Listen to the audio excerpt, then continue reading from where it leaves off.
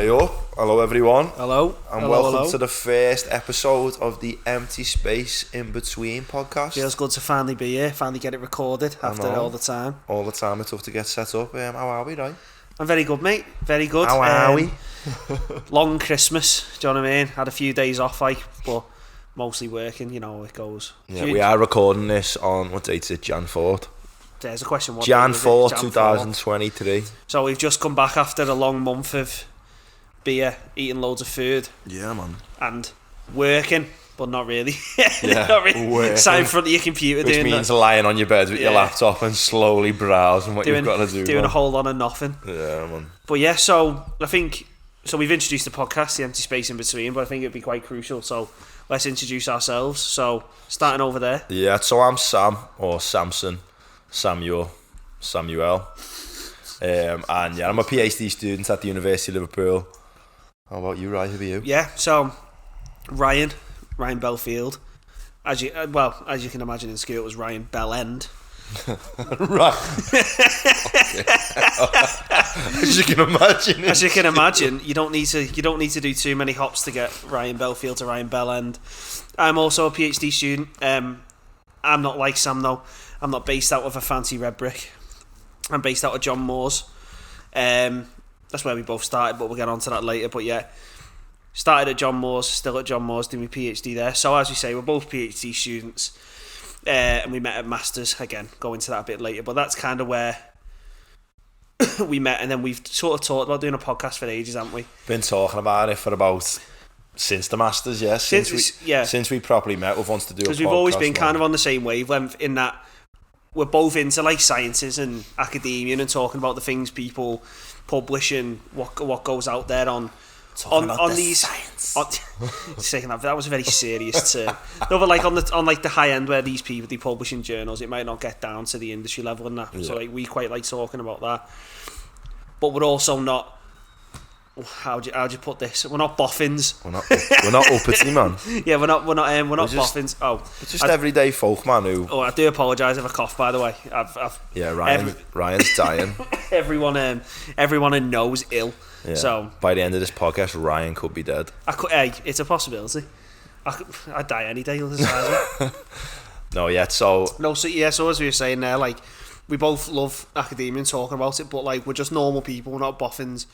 We don't come from these mad towns where everyone's got money and that. We're just normal kids, and we feel the way academia's talked about and like gatekeeped puts a lot of people out of the way. There's no fun in it. Like we've come from working class backgrounds, man, and we love science. We love everything to do with science, machine learning, which is our speciality, and there's just not enough normal people talking about it, man. And to get normal people talking about it, you've got to go to non-science podcasts where they're interviewing scientists, and every science podcast we think that's out there, man, it's too serious. It's too like we're sitting in a pub for fuck's sake, you know what I mean?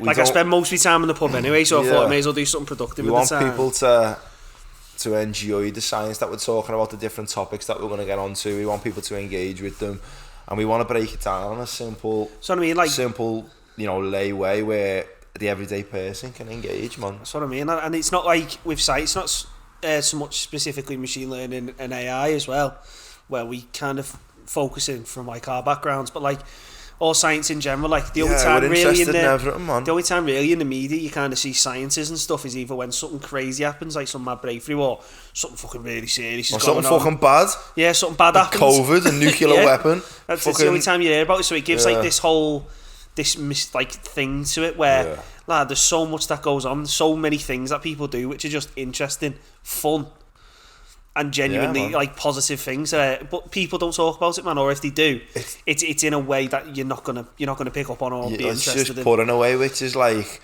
these weird, ethereal people who know much more than everyone else.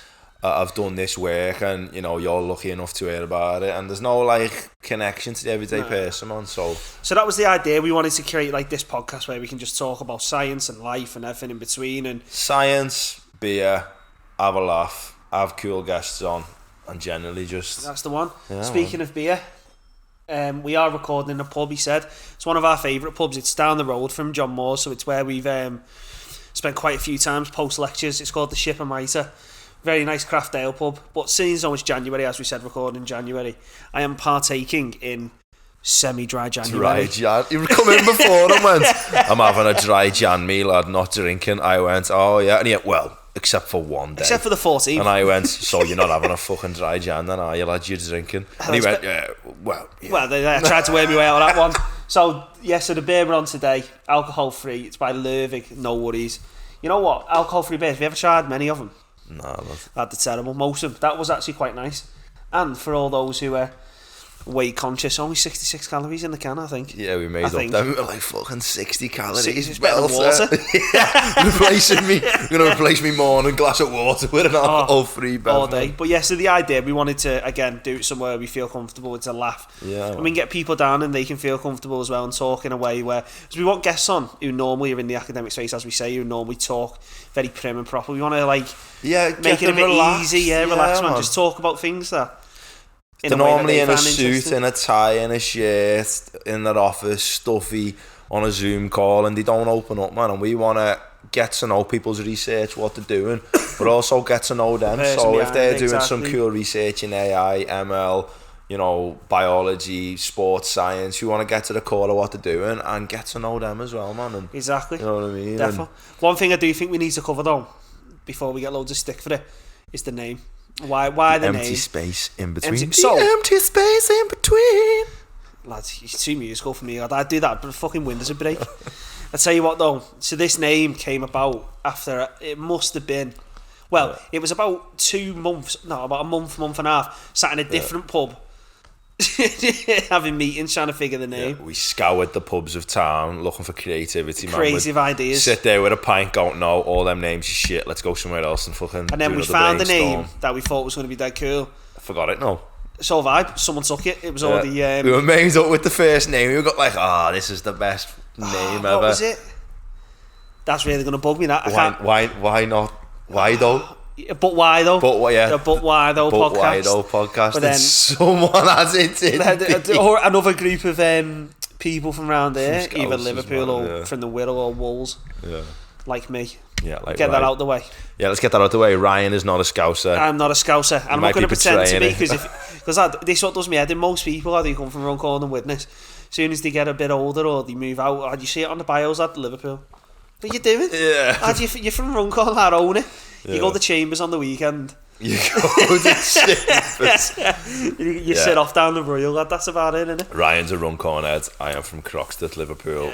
Strict Scouser. Not from over the water. No, he is. He's on the right side of the water. But look at us, we get along, even though we've got that Mersey barrier in the way, but we still get along, man. Sometimes. So so the name Empty Space Inbetween then came as a result of this back and forth for ages, and it kind of, the idea was, because it got a bit deep, didn't it? Empty space in between. So say with academia, the whole point is that you're always looking for the gaps, man. Yeah, you're looking for the stuff that people haven't done. You're reading research, you're finding what has been done, what could be done, what can't be done, and then trying to figure out where you can target your research from there and where you can plug the gaps in the current knowledge. So where you can lay the foundation better and where there's cracks in the brickwork, man, you want to get that cement in there to find some answers. So what an analogy, oh my god.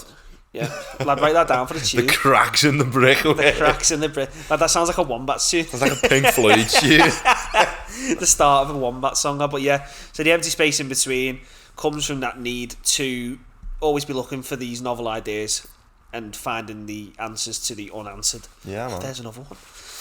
We're on one today. We're on one today. The creative juices are flowing. But yeah, no, I love the name, man. We're probably going to get some people commenting like, shit name. But Good. Yeah, I want people to comment though. Yeah, it gives me life. Give me motivation. Give me motivation to just post it more. No, but yeah, as you said, we've been planning this for months. So the name took ages. The logo, to be fair, the logo actually came quite quick. Yeah, man. And all the rest of it behind it. So we're finally here and we're getting moving. So we are here.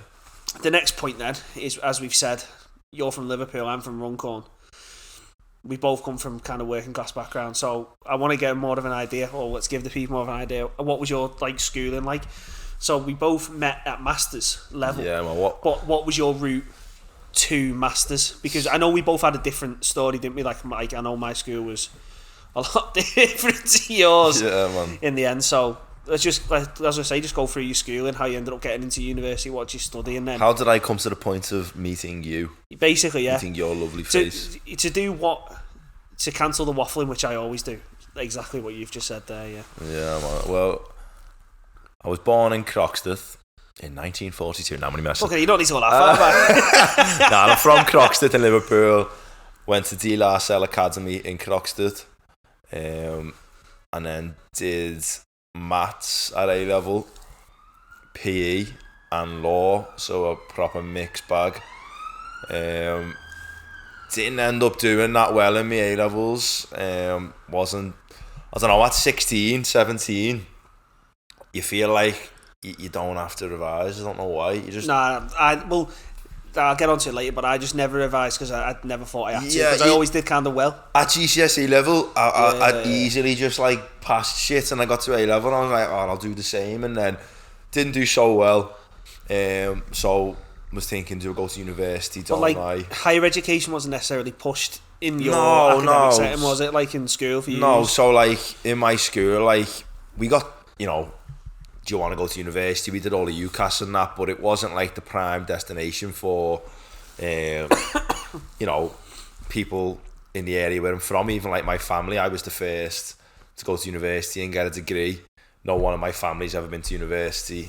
So sort of like, even my mum and dad weren't like that arsed, you know, if I didn't go. They were just like, go and get a job, and which is sound, like, you know what I mean? But I was interested in learning. I was interested in maths and physical education. I love sports science as well, so it was sort of, do I want to do one of them two back when I was 18 odd. But I was lucky enough where my grades weren't that bad. I did get into a foundation degree at John Moores. At John Moores, and I ended up doing really well at that. Actually, finally knuckled down for the first year of my life.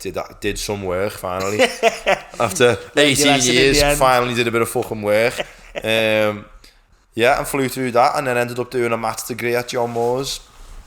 After my maths degree finished, I think 2019, I was about 22 and did a master's in data science, which is where I bumped into my man here. I was going to say then, for me, I know, yeah. Well, how did you bump into me? How did I bump into you? Yeah, it's a long story about how we bumped into each other, isn't it? Yeah, so I'm from Runcorn, as we said, over the water.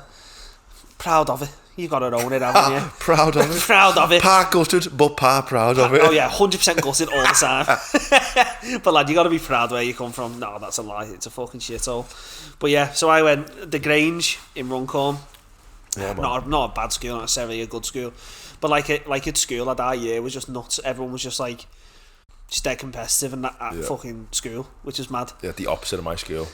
So no one in my school was asked about what you were fucking doing. I tended to do alright at school, like at GCSEs and that. It sounds fucking dead big headed and arrogant and that, but I didn't really try. Went to college, fucking bombed it. Yeah. It's just because it was one of them. I'd never had that motivation to try. Same story, like. So you just think you can do it. You don't have to put the hours in outside of the classroom and that, and then obviously you're 18, you find a pub, and then that's game over. If you're not getting pushed either by anyone, like no one around you is that hard, you know what I mean? Like I'd gone from an environment in school where everyone was like dead competitive, but then I went to college, didn't really know anyone. Like I know a few people on the course, didn't really know people, and then it wasn't that same environment. So I was predicted like A's and that, and then I got, what did I get? Like BBD in the end, something mad. Yeah, man. So I didn't get into the unis I went to, or wanted to get into in the end. I thought my life was over. Yeah, when you fail, I remember being on holiday with my mum and dad, and my UCAS come in, and every offer was just like, no. I remember just thinking like, the fuck. I was like, honestly, my life's over. I was like, because at Cronson, so that's where I went college, that's in Widnes. Yes, Woolland still. People around that end try to say they're from Widnes because it's close on the border. Some areas are like more trying to be involved at Liverpool. You know what I mean? Like Runcorn, some of them do, some of them don't. Like Widnes, they're all saying the Scousers.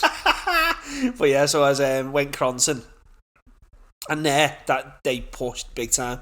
So like the science department was like is it excellence, centre of excellence or something or other. Fuck knows. So was the maths department. So that's like an exams again and all sorts. I don't know. Yeah. But like they were pushing like, oh, you've got to go with Red Brick.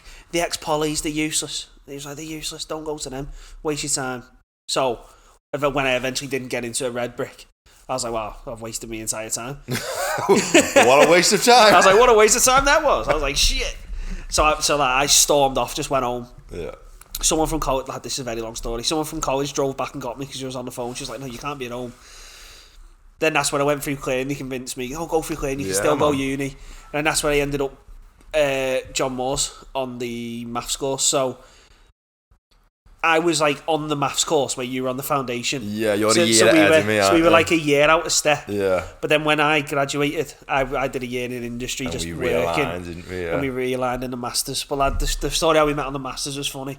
Like going back to that though, when you were talking about going through clearing, I didn't go through clearing. I just got denied from every red brick I tried, and then just had one offer from John Moore's saying you can't get on our maths course. So I tried to get on the maths course, and they were like, but you can have this foundation. It's mad that. And I didn't know what the fuck a foundation was. Well, neither did I. Like, so I was had no idea what clearing was, what a foundation was, and I was just like, I'm not doing that. No, see. And then I rang our school and spoke to one of the teachers there and was like, Miss, I've failed everything. Can I do a third year sixth form? Like reset your A level. 3 years, but lad, I've been at De La Salle now for fucking 7 years. Probably thinking like, fuck off, get rid of this kid. Yeah. And she went, you got nothing? And I went, well, I got this foundation thing. I don't know what it is though. And she went, yeah, just do that. Like, just like get the fuck away from us. Get it out the door. Yeah. Like, we're not having this fella hanging around anymore, man. But yeah, so that's literally the only reason I did it. It's mad, that. But I was lucky enough, my mate, one of my good mates, Bran, he was at my school as well. He didn't do so well in his A-levels. Bit of a trend going on here. And I rang him and went like, lad, I failed everything. And he went like, lad, same. And I went, but I got off with the foundation. And he went, what's that? Didn't know what it was either. And I went, I don't know. And he went, I'm going to ring them up. So he just belled John Moore. I was going to get on the foundation. Got through to the front desk and just asked to get on. And he asked to answer some questions, send off a little CV. And he got on. We ended up going through the whole uni system together. He done a maths degree as well. That's crazy. Yeah, mad. So yeah, how did when we bumped into? Yeah, so it was on the first day in a masters. Like when you go in and you all meet, we walk into this room. It's in one of the, like, not the main building where the maths is, like on the other side. We walk in, there wasn't many people there because the masters at John Moore's has only been going a couple of years. Yeah. So the year before us, there was like 3 people on the course. So I walk in, there's like 4 or 5 people there. I'm like, oh, fuck's sake. Yeah. It's going to be one of them years. And I sit down. And he comes in. I just hear him. He's just loud. I was like, oh, here we go. There's always one. Always one. And he was just sat there talking. And then we ended up, he was like, I overheard him saying he'd been at John Moore's before because I didn't know many people from John Moore's were on it. Obviously, because we're in different years. I was like, and then we got talking over our mate, Ian Malabar, who's a lecturer at John Moore's. He's a laugh. And then next thing you know, we realised was like, your sound, you. And I was like, hey, he's not bad, this kid. Yeah, we just like gravitated towards each other, like looking around the room at all these faces and just like, yeah, I'll speak to you. Yeah, I'll speak to you in the end. And then it worked out. Then we've just been fucking mates ever since from there, didn't it? Yeah, we just met on the Masters. But I remember that first day of Masters, lad. Like, didn't we get sent to like separate rooms or something? Yeah, you went to the wrong room with one other person, I think it was. No, I was at the right room, lad. Oh, yeah? You were at the wrong room. No. Yeah. So the uni, fucking whoever the fuck organises these things, sent like 2 groups of the students, like 25 on the course, like 10 or 20 of them were sent to one room, and 5 of us had an email going somewhere else.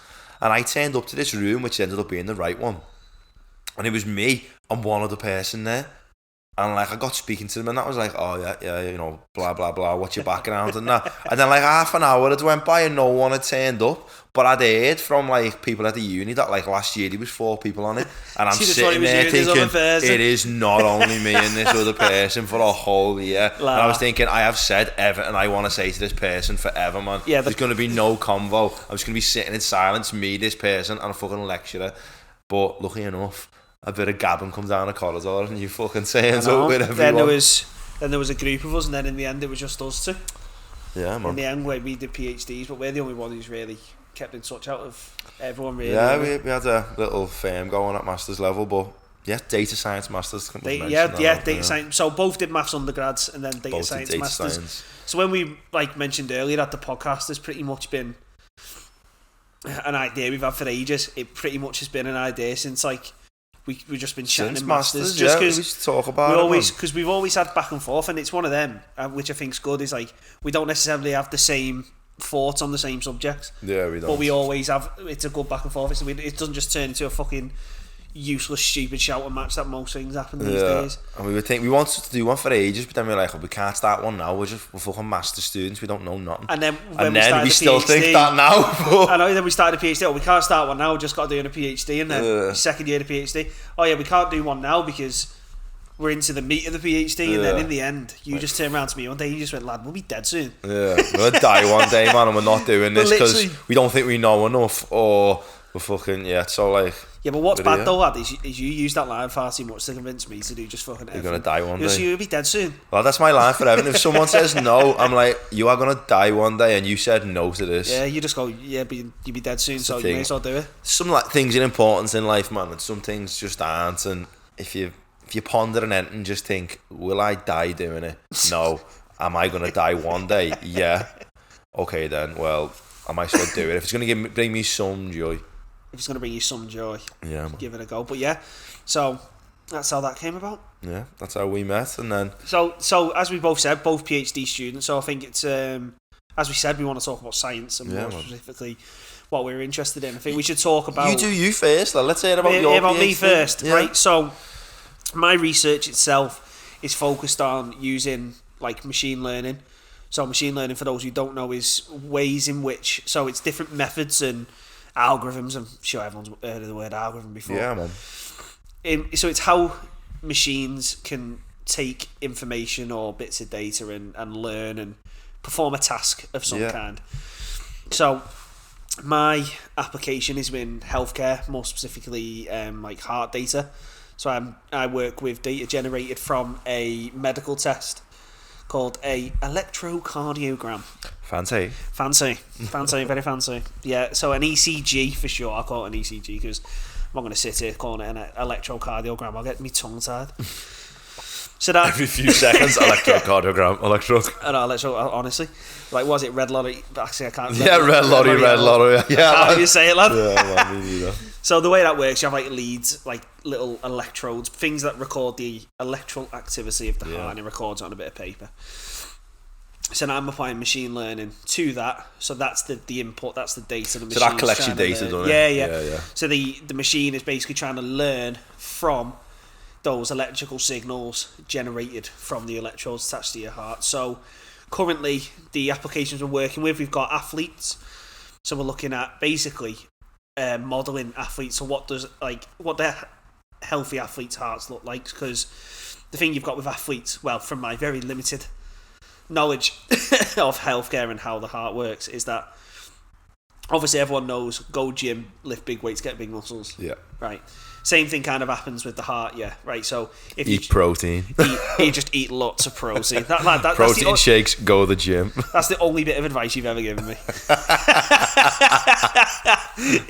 eat protein. But yeah, so to pump all the blood around the heart, which all these athletes need to do, all these elite training and hard training, the heart has to get stronger as well. So the heart gets thicker and changes. So from my it's a muscle, isn't it? Any muscle, it grows when you're exercising. So from my understanding and stuff is it can be hard sometimes. So you have two different types of changes. So you have stuff that happens naturally from the changing. That's called physiological changes. Yeah. So that means stuff that's happening naturally and helps your body. So it would happen to non-athletes as well, could you say? Yeah, so it happens to everyone. So pathological changes, things that happen naturally as you age, as a response to certain things. Okay. Whereas then you have your second type of change, which is pathological. So that's the sort of stuff that is caused by disease, which can cause issues and stuff like that. Yeah. So what can happen sometimes with athletes is that when the hearts develop and get thicker and change, it can mask some of it. So it can mask pathological changes, so the bad changes, so it makes it hard to spot them. And that's sometimes when you see when athletes just so they go through lots of pre-participation screening, so they have scans all the time to make sure they're healthy and that, but sometimes it can be missed just because it's hard to pick up sometimes. It's a very rare occurrence, but it's different in that So say if you're working with cancers, the reason you'd work with cancer is because it's high impact, it affects everyone. But as you say, it's everywhere as well. With athletes, it doesn't happen a lot, but when it does happen, it's like a very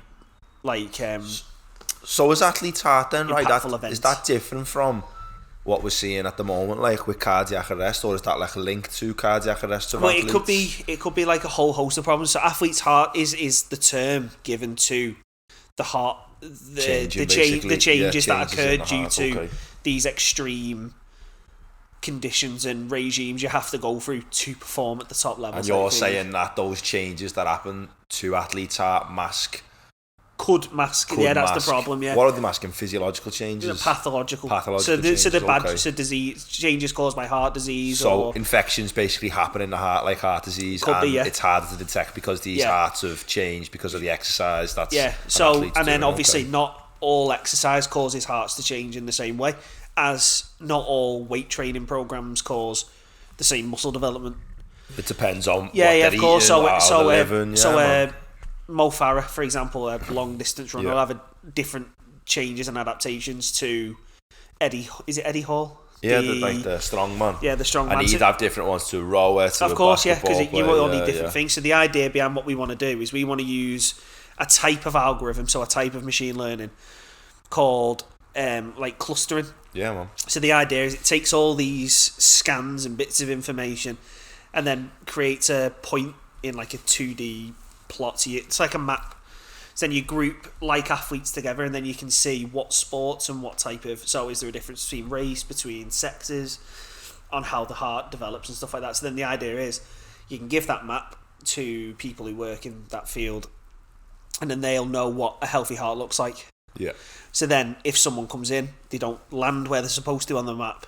What a healthy athlete's heart looks like. What a healthy athlete heart looks like. Because a healthy athlete's heart is different from just a healthy... Of course, there is differences. So, for example, everyone knows the common thing with cyclists, where their resting heart rate's like 4. Super low. Yeah, like minus 20. It's like it doesn't beat. Yeah. It doesn't beat at all. Every minute, that's enough blood forever.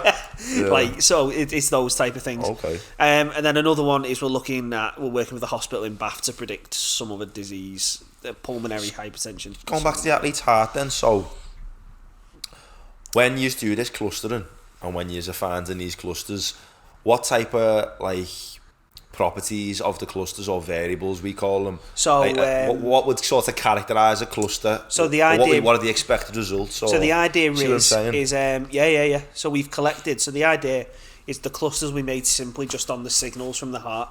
So we don't want to. So it's called in machine learning, it's like biases. You obviously add to the data whereby you add information that allows the model to learn something easier in a way. So we want it to learn just from the ECG signal and then create its clusters. And then to understand what the clusters are saying, we've got information such as the sex of the athlete, the race, the height, weight, the sport they play, the position of sport they play. And I think that's important because even within a sport, so say we've got rugby league players, right? A prop forward is a massively different job to a winger. Massively different. So, and in other sports, the changes aren't as big, are they? No, so to say for football, for example, there's less differentiation. NFL would be another huge one where you look at the people who stand on the O-line and the D-line compared to safeties and or if you just had the sport athletics or track and field, within that you've got people who are sprinting and you've got 10,000 metre runners, marathon runners and shot buzzers. So it makes so we've got cyclists as well, so there's a difference between sprint cyclists, endurance cyclists. So I thought that was a key thing that we wanted to include.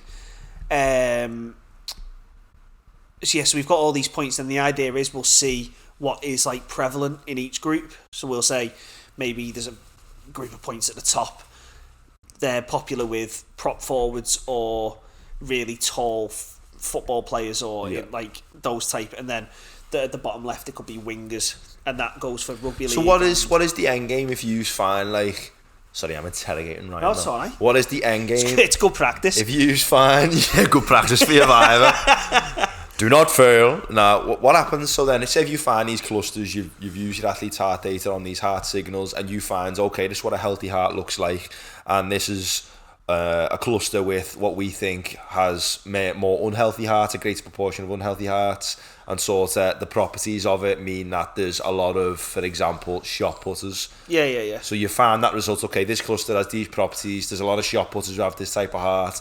What's the next step? So you've done that work. How do you help those shot putters the idea have hearts that we can't sort of identify these pathogens in? So the idea is that we don't have any unhealthy individuals. Okay. So what we're doing is, because it's so rare. It's so rare. So the different tack, as you were, like the different approach, is to instead try and classify who's healthy and not healthy. Well, you do it as kind of an anomaly detection type of model. So the idea is, once you've got this map, right, of where it's all healthy athletes, and then you're happy that, like, of where everyone is. So say you have a group of points at the top, and people in that are athletes, say over 6 foot, weigh, I don't know, over 100 kilos, like prop forward, second rows, rugby league, big lads at the top. Yeah. The reason I say that is we don't have any female rugby league data. Okay. But then say you get another rugby league player, male, scan him in, and he doesn't land in the cluster at the top. Maybe he lands in a cluster with, like, say, where the midfielders are in football. Why is his heart different to everyone else's? Yeah. And then that doesn't necessarily say there's anything wrong. What that does is it allows like the flagging of a potential issue for further investigation and further tests. Yeah, so as you say, then if this certain type of sports person doesn't sort of fit with other people of that sport, if he fits with a different sort of grouping, exactly, it could still be a healthy heart. But what's that allowing you and your research group to do is to say it more than likely is healthy, but there's more of a possibility that it isn't healthy because this rugby player has got a heart similar to a long distance runner. It's like, so why is there a difference? Yeah, and it could be then the reason there's a difference is because he's fell in a different part of the map. Yeah. The difference is caused by something unnatural. As you say, it could be something natural, and then obviously the thing with the data is the more data you get, you need to expand your model and update your learnings. But then that would be, hopefully the idea is where you create this anomaly detection, so it allows people to be put forward for future tests rather than just try and massively test everyone type thing. So yeah, and if you have got it, people. And if this type of technology does end up, for example, at a rugby club where they've got this information, if they are doing heart scans and they find one of their players has got a different sort of property with their heart to other players, they can go, okay, let's do more tests, let's keep an eye on this person, and that's okay, cool, man. And then, like, we have different things where we have multiple scans for the same athlete in different years, so there's potential for future work in watching how the heart changes over time. Of course, yeah. So there's all sorts of potential. So that's kind of where the vast majority of my efforts have gone so far. Yeah, man. I had my first paper published the other week. Tell them what it's called. It is Machine Learning and the Athlete's Hearts. I can't even remember the fucking name. It's that long you can't remember it. The current gaps and potential for future implementation. We'll do it. Like next few weeks we'll do a podcast on sort of some of the work in more detail. Hopefully get a guest on as well as expertise, for example, in athlete's heart. Yeah, so that's the idea. So that's what I've been working on. So it's interesting in that it's good because we've got this methodological approach, which we hope to aim to develop and create new methodologies, new algorithms. But the application's interesting, which always helps. That I found is if you do something that's boring, even if you find the method of doing it interesting, if your output's boring, it really affects like your ability to get out of bed and get going. To do it. So you know what? I've spoke for ages there. Enough about me. That sound. Does anyone hear that noise then? Honestly, right outside this pub, there's like a sign above it. Just above the window there, like an old like metal creaky sign, and every time the wind picks up it sounds like a horror film. Gets me every time. Right, back to what I was actually talking about. So Sam, your PhD, so what is it that you work on and been spending most of your time on recently? Yeah, it's funny, like we've ended up doing, so I'm at University of Liverpool, Ryan's at John Moores, but we've ended up doing quite similar PhDs, it is but weird, also got very different applications. But so my research is in something called multimorbidity. So I've talked to you about it a few times, but just to tell people, it's basically when a person has 2 or more health problems, so that are long term, so that could be diabetes and a cancer, could be a mental health condition like depression or and anxiety. just when a person has 2 or more health problems, and it's only really become like an evident problem over the last 10-20 years, and it's because populations are just living longer. We're all living longer, living more healthy lives. You get more time to develop more things. More conditions. There's a lot of conditions which are old age conditions, like Alzheimer's but as people get older, the general pattern is people age, and as people age, they tend to pick up more problems, more health problems, especially if they're not living well and eating well. They pick up, or they live in a deprived area, they tend to pick up more problems. But over time, it can really compound on someone, create a great burden on the individual, because they might have 2 or 3 conditions. So say for example, a person might have diabetes, depression and a type of cancer.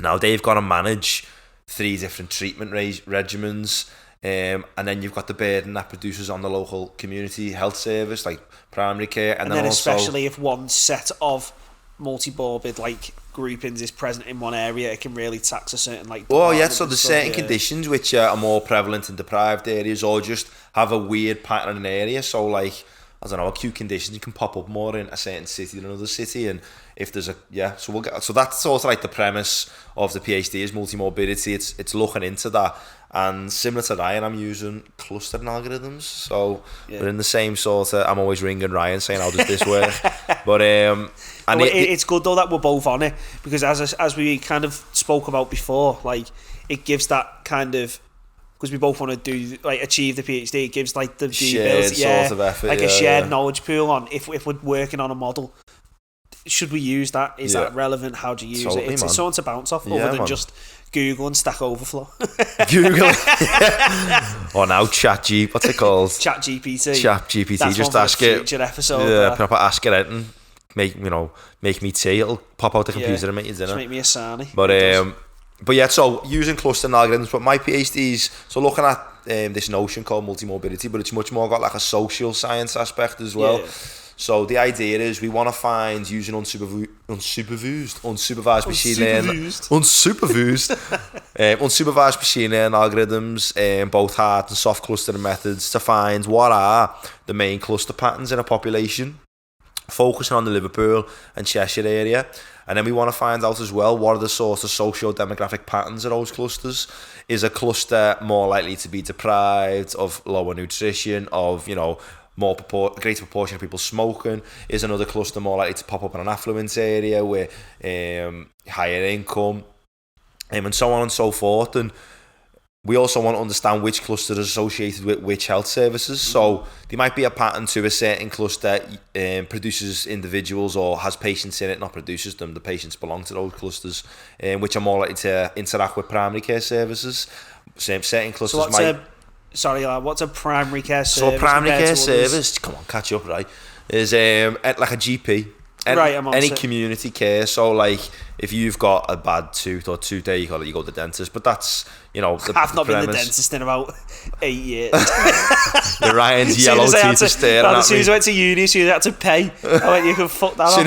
As soon as I had to buy my own toothpaste when I left my Mars. Yeah, I've not brushed my teeth in 12 years. Nah, so primary care, if you've got an earache, you go to your local GP. It's general information to care for you. Get a prescription to look after that condition, and hopefully you'll get better.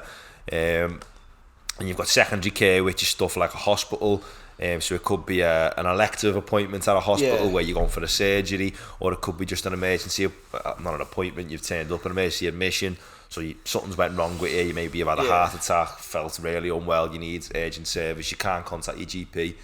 She ends up going to an emergency service. So the clusters we're trying to find using these algorithms have these certain demographic and health service use patterns, but in the long run, that will really help benefit, 1, prevention of conditions, and 2, the allocation of resources in certain areas. To help tackle it better. So around the prevention side of things, if we can identify, 5 or 6 major clusters in the Liverpool area, and we know that certain sways of people are more likely to end up with these clusters, then we can start tackling routes to prevention. If a person has diabetes and asthma, and there's a common cluster in the area with diabetes, asthma and depression, well, then we know that person might have a higher chance now of ending up with depression because they've got the two other things. They've got the other two conditions in that cluster, the algorithm has told us that this cluster's popular in this area. The idea can be then if you pass that on to like different trusts and stuff, they can target preventative care, bringing out preventive strategies to say, okay, how do we stop individuals that follow the diabetes asthma pathway ending up with the depression and then anxiety as well on top of that. Because the more conditions that people have, it's within their health services' interest to stop them getting them. Because the more they have, the more they turn up, the more money they end up spending on them.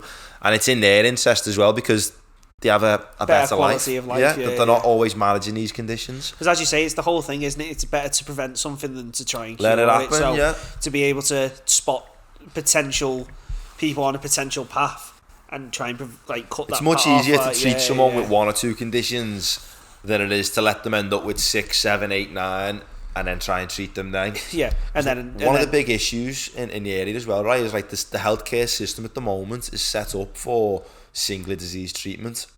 Also, so I'll go in for, I don't know, like arthritis on my knee, but not like anything else I've got wrong with the body at the same time. So you might turn up to the emergency centre with a heart problem. You've also got arthritis. You've also got bad depression. You've also got, insert any condition here. Yeah. So you're on different treatments for all those conditions, but the clinician will treat you just for the problem you've been admitted for, which makes sense because it's the most important condition at the moment. Because it's what's technically brought you there. Exactly. However, it could be a combination of all of the things that have brought you, compounded to bring you there. But also then when you're administrating drugs, if that person's on 5 or 6 other drugs, there's these things called drug-drug interactions and drug-human interactions where you take multiple drugs and you get sick because of it. You've seen you take an antibiotic, if you have alcohol with it, it's a fun time. Your interaction in the body, you have some fun times, but your interaction in the body, and you end up feeling worse than you did just with the problem before the antibiotic. That's sort of getting. All jokes aside, I know exactly what you mean. No, but that's sort of that what we're trying to look out for in the multimorbidity sphere. So, but that's outside the premise of my PhD. I'm not getting into prevention. I am just identifying the clusters and passing that on to people. I'm patternating them, finding out the demographic patterns, and so we're quite similar about clustering, man. It is because fucking about on a computer, basically. But I think the unsupervised, so the clustering. So I don't think we mentioned that before. Like clustering works, like clustering algorithms fall under a higher umbrella known as unsupervised machine learning. Now what that means is you're not telling the computer to learn something. So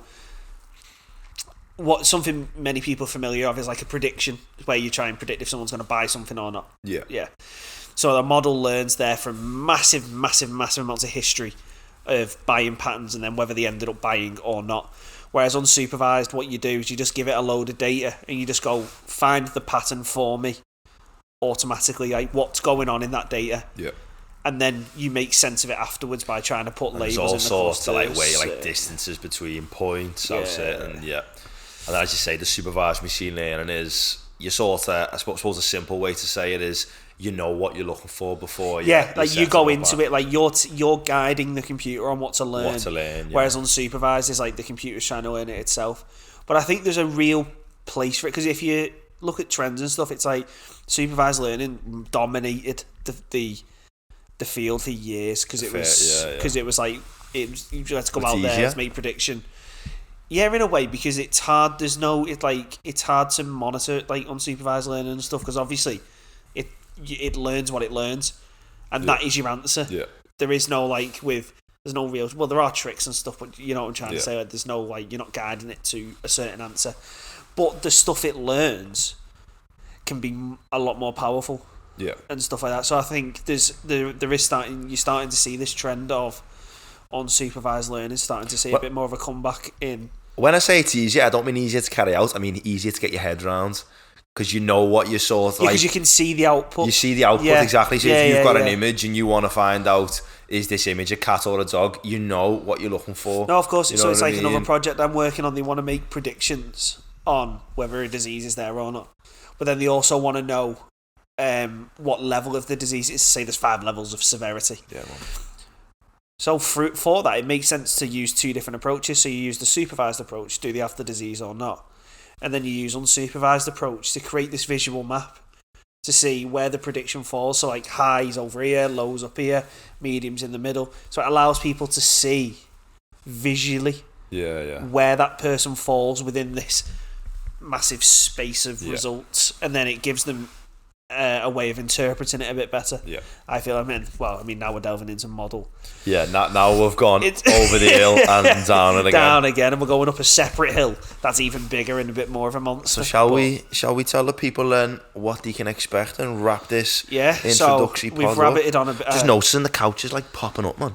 It's because you're on it. It's my big fat ass. I'll sit on the other side, then you'll be like that. So we've rabbited on for a bit, so I think we'll bring it to a close. But for the first episode, I think we've given an idea what we are, who we are, what we do. We are humans. Yeah, we are Homo sapiens. Yeah. That reminded me of not Borat, Ali G thing. Oh lad, I'll show it in a bit. Why we want to do the podcast and sort of how that came to be, from how we met and that. So the future of that, so leading on from why we made the podcast, is we want to talk about more topics. There's loads out there at the minute, loads that are in the public eye, sort of self-driving cars. A lot of people will be familiar with the ChatGPT thing now, I think. Yeah. So that type of thing, like how social media algorithms, everyone's familiar with those. So there's that type of stuff, but then also the stuff that doesn't really get mentioned, like how AI is used in conservation, for example, that's one I can think off the top of my head. But then we also want to cover other topics that we find really interesting, but we're not necessarily experts in, but we just find it really, really interesting. Yeah, I mean, we're not claiming to be experts in anything. We are PhD students who are doing what we've told you we're doing. And as I say, there's more of a focus in this podcast on ML. Because that's what AI. we spend our time. But we were talking the other day, we'd love to do a podcast on the health of vaping. We feel like that's a big pressing thing at the moment. So it might not always be AI related or, anything which is topical, man. Or could be something to do with sport, could be something to do with business science, political science. And I think that's another thing that we have going for us, in that we'll talk about things we're not necessarily experts on, but we make sure we do our research. Like we've got our... We won't claim to that's what I mean. Like we've got a silver bullet for as you say, we've got workflows in place to make sure we do the research, and if we say something, we've got the references to back it up. And in future episodes, if we do go on to start talking about this type of stuff, we'll link them in either the video or under the description. Yeah, if we make any claims, we will either back it up or soon after saying it, say that was bullshit. And don't get me wrong, we're going to have our opinions in there about these things, but we'll make sure we do the due diligence. Obviously, we don't want to be one of those countless podcasts out there now that just waffling for 3 hours and don't have any references to it. Just say what they want, and hopefully that level of the fucking thing's back again. No, that fucking sign, man. Oh my God. Gonna have to tape that sign up next episode, man. No, but so we don't want to get someone to stand really tall and hold that's it. You. You get you recording from the outside. But so that's where we want to go with that, and then also to add to the stuff that we find interesting and the stuff that we work on day to day. We also want to get guests on and talk about, I think we mentioned this earlier, but talk about what they do.